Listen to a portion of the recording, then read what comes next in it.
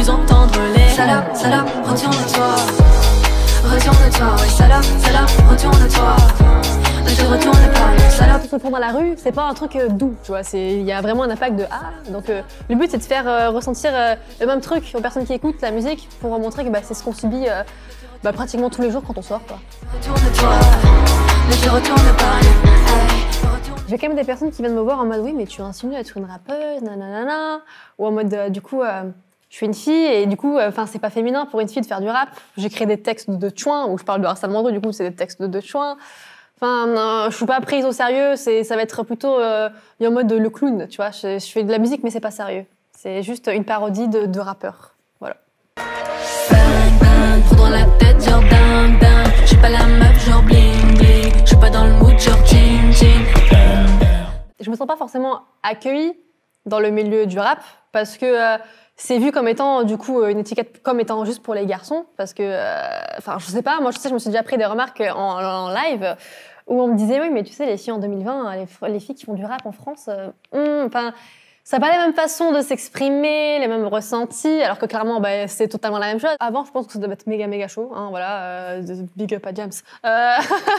Mais non, maintenant, ça s'ouvre de plus en plus, mais il y a quand même des gens qui prennent vraiment pas au sérieux parce que c'est une fille et que c'est dégueulasse, quoi. Le rap, c'est pas réservé qu'aux gars, et c'est pas féminin. Si je veux faire du rap, j'en fais. Même j'en fais pas, mais si je veux faire du rap, voilà, quoi. Il la ferme cette bande de cons, lipstick pour comme Rivière.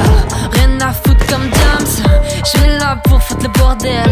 Rien à foutre comme James. J'ai vécu en fait du harcèlement. J'ai créé une image très négative de moi-même, ce qui a ensuite enchaîné sur une dépression. Donc ça c'était fin collège, début lycée.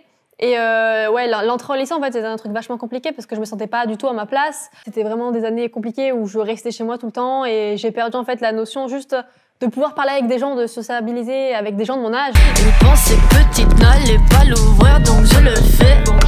Il pensait que petite fermerait sa gueule, ouais. Même maintenant j'ai encore des problèmes avec les personnes de mon âge où j'ai toujours cette impression d'être jugée constamment et d'être... on est là avec moi que par pitié, quoi. Je me sens pas légitime d'avoir un lien avec quelqu'un. Aujourd'hui, ça va quand même beaucoup mieux, mais j'ai toujours quand même quelques séquelles sur la confiance en soi, forcément. J'ai toujours encore des séquelles aussi, des angoisses. Je sens quand je risque de partir en mode de crise, mais maintenant, je sais le gérer. Donc c'est ça la différence. Et la musique, c'était le truc qui m'a aidé à me faire comprendre que c'était pas forcément bizarre. Je sais pas comment et pourquoi, mais ça m'a fait comprendre que j'étais pas la seule. Et que je pouvais m'en sortir et que la musique ça peut simplement être un truc où j'ai pu m'exprimer et montrer à moi-même que oui écoute t'as des problèmes mais c'est pas grave. Prendre la tête genre dingue, je suis pas la meuf genre bling